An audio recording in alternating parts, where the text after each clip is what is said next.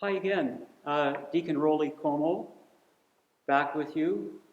I hope so far the course has gone well and that, these little chats we're having are informative for you. We're in a different place today. We're here at St. Augustine's Parish in Ponoka. Actually quite a beautiful little country church. We have this beautiful altar here, a beautiful sanctuary.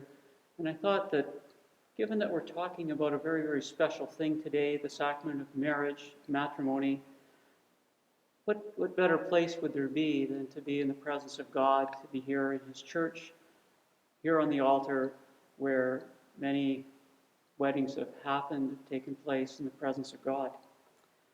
So let's talk a little bit about the sacrament of marriage and God's intention here for that sacrament. I know you've read, no doubt, the story of creation, the first book of Genesis, where God made man and woman. And He made them in His image and His likeness. And He created them, and He knew what He had created was good. And in the words of Scripture, He said, a man will leave his mother and father and join with his wife, and the two will become one flesh. So there we have, right in the Old Testament, kind of the origin of coupledness, that origin of unity of man and woman. If we move along into the New Testament, we see a very beautiful story, the story of the wedding feast of Cana. Jesus goes to the wedding feast. His mother is also there. And we hear of the first miracle where Mary goes to Jesus trying to save her friends, her good neighbors' embarrassment because they've run out of wine. She implores Jesus to help them.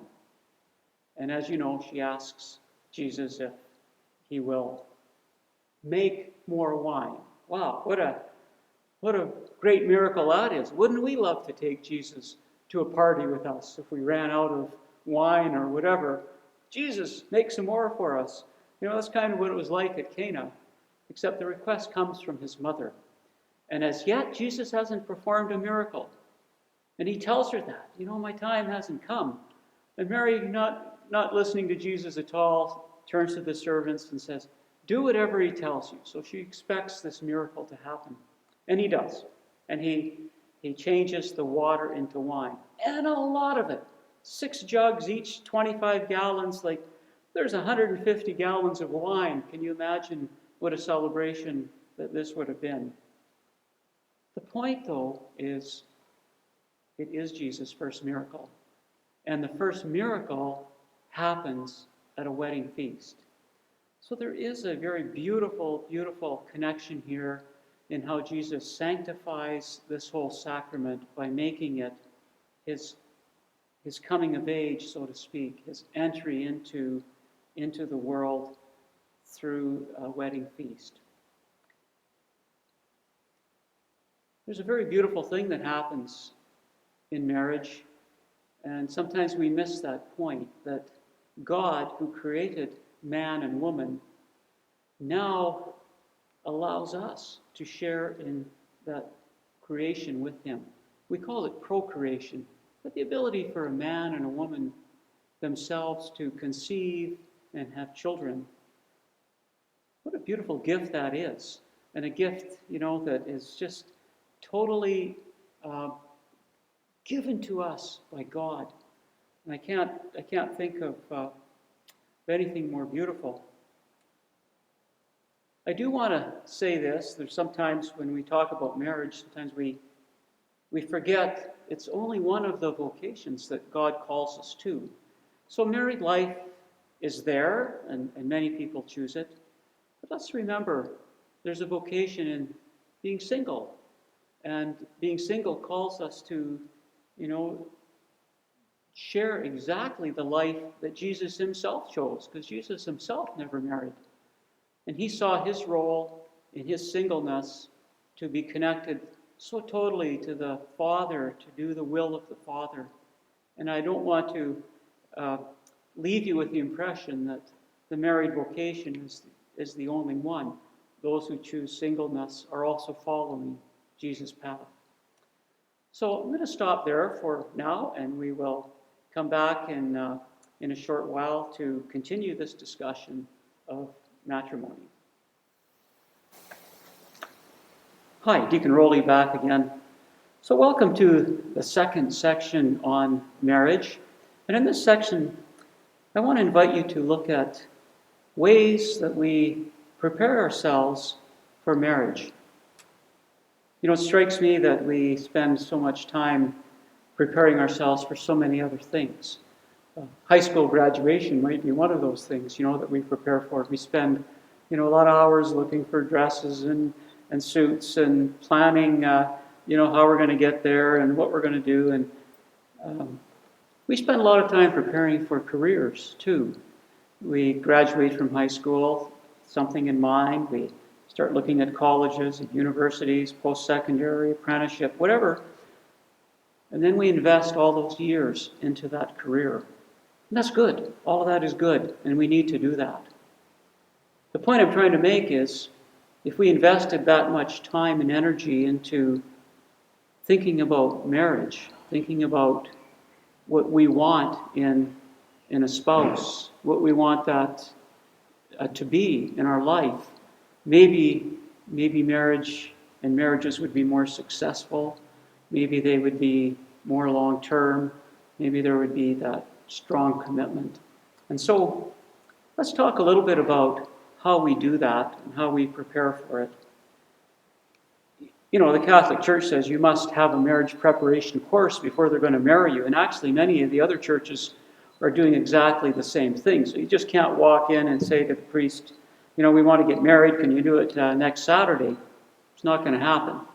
It's not going to happen in most Christian faiths. And so the preparation for marriage is more of a long-term view that we have to take. And I'm going to suggest to you that view has to begin even now, even as you're in high school, as you're pondering your future. How do we do that? Well, most of you probably by this time have maybe experienced dating or are getting yourself ready to date. Why do we date? We date, to meet people. We date to try ourselves on, try our personality on with another person. We want to be accepted. We want to be loved. We want to have intimacy with someone. And so dating is kind of that testing ground to see how's that going to work. Well, I'm going to suggest to you that dating is really where we're beginning that preparation for that journey in life, which might eventually lead us to commit ourselves faithfully to one person. I'm going to tell you a little story, and it might make this maybe a little more relevant to you. I want you to remember, I'm a deacon, I'm not a priest. So when I tell you about my children, deacons get married.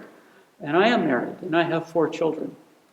And my youngest daughter, is a beautiful girl, very, very attractive, tall girl, quite athletic. I always worried about her because she was busy. She dated in high school and seemed to have lots of fun. But as she graduated from high school, she met a fella, and he struck me as a pretty genuine young man. As fathers, you always have a little bit of a concern, but I didn't find this out till long after they had dated. And in fact, I'll tell you the end of the story. They got married. But I want to tell you about the courtship, because I think it's an interesting story. She was quite taken up with this young fella, and they would do lots of things. They would, build snowmen. They would go off on walks. They would whatever happens on dates, but lots of activity in their life. But there was a faith component there, and they were both Catholic. I think that kind of helped. But the story that I want to tell you is this, that during all of that time that they were dating, he would not allow himself to kiss her. Not that she didn't want to kiss him. She wanted to kiss him, right? But sometimes they'd be watching a movie and he might have had his arm around her and, she, was feeling, very intimate and she'd want to give him a peck on the cheek or whatever. I'm not saying that didn't happen, but, the lip-on-lip kind of kiss, he didn't let it happen. When she told me the story, I thought, wow, that's something. Because usually it's the girl who has to kind of take that stand and maybe sort of push the boy off. But here was a young man ready to take on that responsibility to say, this girl's important to me. I want her to know how important she is. I want her to know I'm prepared to give up some things that are important to me. Do I want to kiss her? Absolutely. You know what I'd like to do a little more? Absolutely. But he had already positioned himself and his life and his stance to say, help me, God, help me be strong here. This girl's important to me, and I'm going to communicate that to her. Now, maybe some other girls would have walked away from that relationship. My daughter didn't. And eventually, this young man came to me and asked for her hand in marriage, which, again, I thought was pretty novel, because that doesn't always happen in this day and age. But it tells you something about who he was. And today they're married. They have 2 children. God's blessed them. He just finished his first degree in kinesiology, just got accepted into physiotherapy. She has a good job, has a degree. Their life is blossoming. And I know that God's at the center of that. I'm telling you that story because I think when we date or court, we need to know who we are. We need to know what we stand for, what we believe in. We need to know the strength of ourselves. And if we think we're a little bit weak, then let's make sure we're dating with another couple. Let's make sure we're dating, with friends. Let's make sure we're in places, that are public, that we're not going to allow ourselves those indiscretions that could lead us to moments of infidelity, of unchaste actions, and so on. So hard to do that. I know it's so hard to do that in a culture where we're bombarded with all of these images. You can't turn on the TV without seeing 2 people, in bed together. And there's an expectation that, I guess this is how life is. This is what people do. No, it's not what people do. It's what TV does. It's what Hollywood does. God's calling us to something just a little better than that, a little greater than that. He's calling us to holiness in our lives as single people, as dating couples, as engaged couples. He's calling us to live our life in holiness. I'm saying that, and I'm just guessing that there's some of you maybe who have already had sex, and you're saying, I'm done, I'm finished, I've lost my virginity, so what else have I got to lose? And so we sort of keep tumbling into that spiral of a life that maybe we're not happy about. Let me say this to you, that chastity, if you've lost your virginity, reclaim your chastity. Reclaim it. Because chastity is not the result of one single action. Chastity is the way we choose to live our life, and the way we choose to follow God. Reclaim it. Reclaim it. And begin to focus again on what it is that God is calling you to be. Okay, I'm going to just move on from that just a moment here, because as we prepare for marriage, we need to think about what that might look like. What's that ceremony going to look like? Where is it going to happen? I've been invited many times to do weddings in the backyard, to do weddings at a farm, to do weddings in a mountain setting. And in every one of those requests, I've had to say no, because the church holds firm that we want to have couples sanctify their marriage in a church before God. It's a beautiful thing, really, to come into the presence of God. Not that God isn't there in nature, that God might not be there on top of a mountain, but we know God for sure is here in the church. And this is his presence among men, and to be married, here, I think is a very, very special thing. I don't want to criticize those who have gone elsewhere. All I'm saying is, think about this now before, those other ideas start coming into your head. What a beautiful place to come to. You come down the aisle, you're here before God, before the witnesses that you've invited.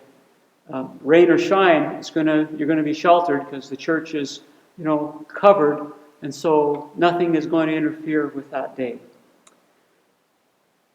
Also remember, in your planning, Jesus is there between the two of you. Jesus is that center that brings you and your spouse together. And if your marriage is always centered around Jesus in prayer, faithfulness to one another, fidelity to one another, the blessings and rewards are just going to multiply in your life.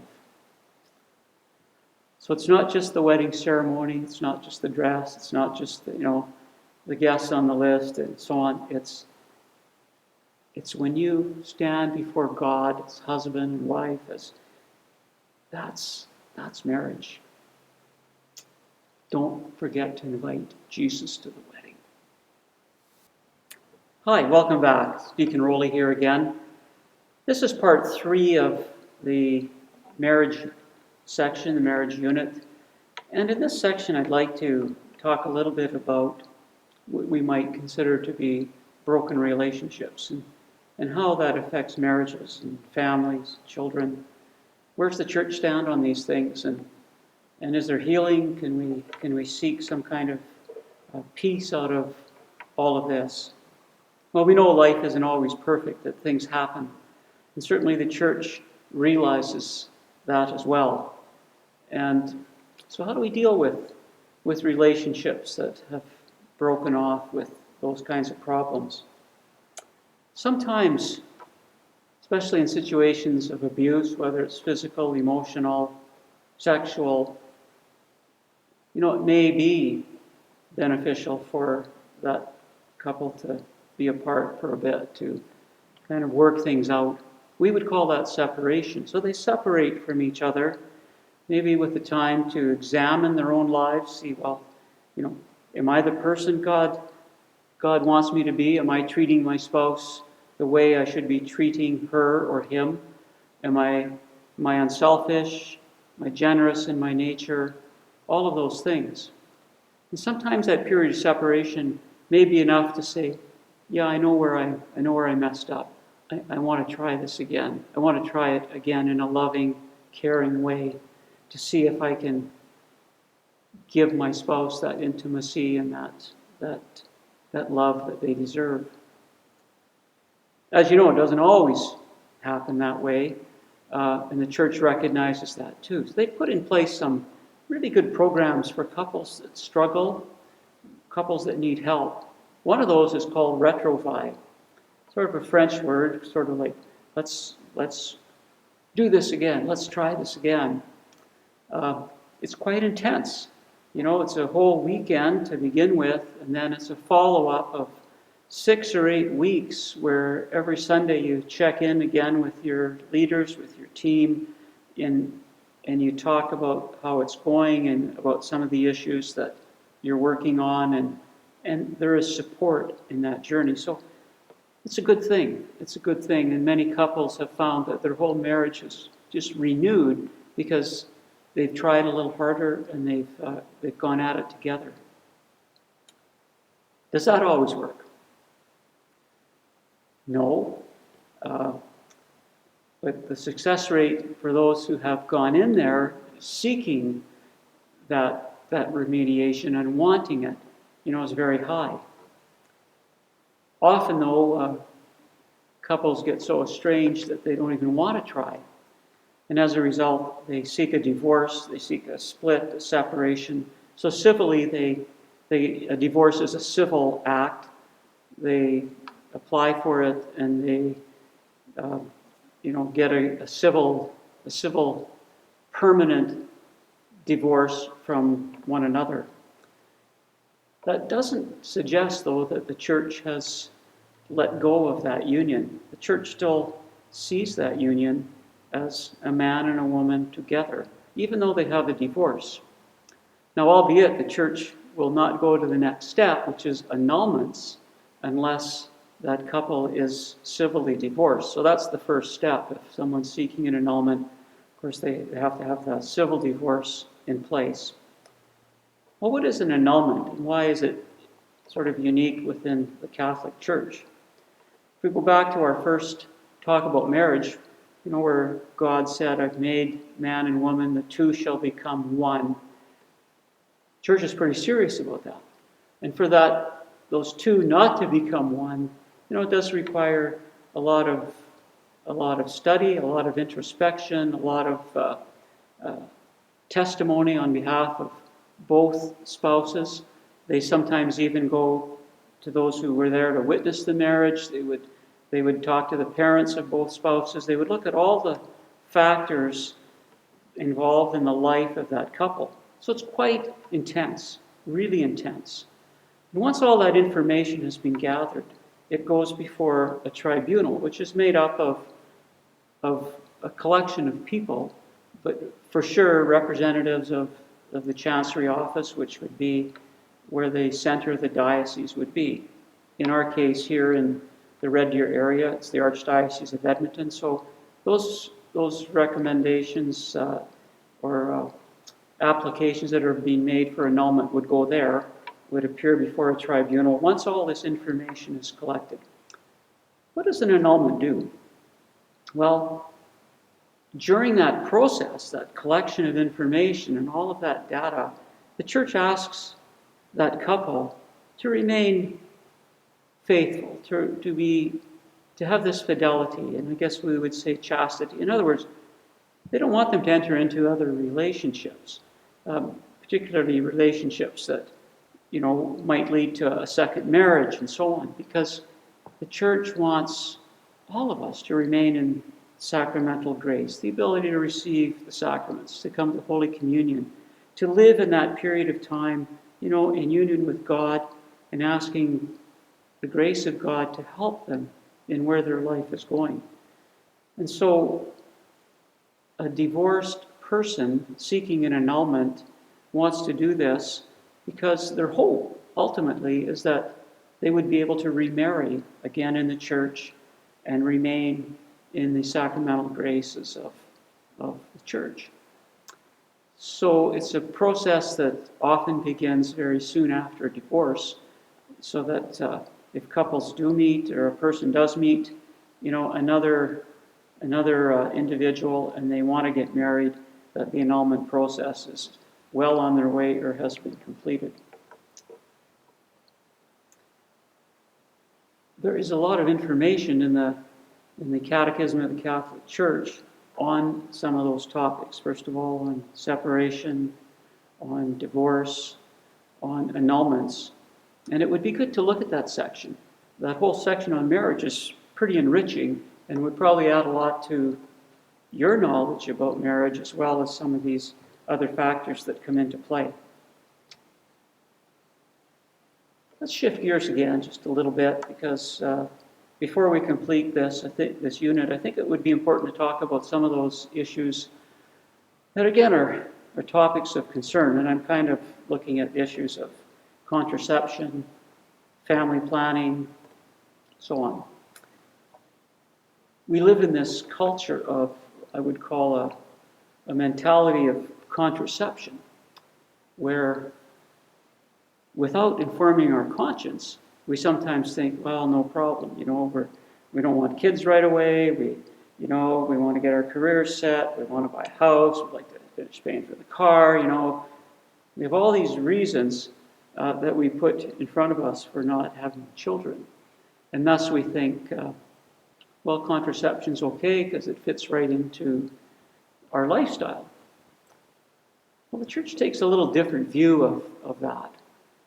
We want to get away from this contraceptive mentality into opening ourselves up to the possibility of conceiving a child.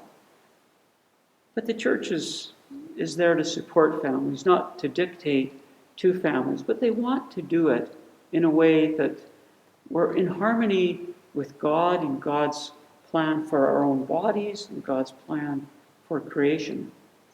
And so the church is saying that unnatural means of contraception are placing a barrier there that prevents the true intimacy of the conjugal act to happen. Because, and I'm choosing my words carefully here, if in some moment of passion, well, let's just, the husband comes home from maybe hockey game or something. He's had a few drinks with the guys. He comes home and his wife's sitting there, and he's just wants to make love to her, and for him this is the right time. But maybe it's not for her. If they're contracepting, they probably have sex. They're not making love to one another. They're not making this intimate, caring, concerned act of love. It becomes a physical act, and one that actually can break that relationship down over time. What is the conjugal act? It's an act of love. It's an act of intimacy between two couples. It's knowing one another's bodies. It's knowing one another's feelings. It's caring about where that other person is. And true love is really the awakening of that desire in your spouse, of wanting fulfillment for that spouse, where together you are so united in that act that you're just reading each other in a complete, unselfish kind of giving. When we're contracepting, it's very difficult to sort of put aside our sexual instinct and to want that fulfillment just for ourselves. And we forget there's another person in that whole equation. So what does the church say about this? The church has offered and has blessed, I would say, what we would call natural family planning. And again, without getting into many details, I'm going to encourage you to explore that, to learn a little bit more about it. And there's many different ways of and descriptions of family planning, but it has come so far, and we know so much about the human body, that couples actually use natural family planning to help them conceive if they're having difficulty conceiving children. Or to not conceive, that means abstinence in those times where the woman would be most fertile. Does it bring blessings to that family? Well, it certainly connects the husband and wife together. The husband knows the woman's cycle. She's aware of her own sort of biology and what's happening to her. There's an intimacy and a sharing of all of that whole relationship. And so sometimes you say no to one another, or you say no to yourself because the time isn't right. Is there other ways to show love to your spouse other than sexual intercourse? Absolutely. And, abstaining is probably one of those ways where you share, in other ways in intimacy that couples can share in their relationship with one another. So I'm going to stop there and invite you to once again look at the Catechism of the Catholic Church. It covers most of these topics quite well. Good luck with that.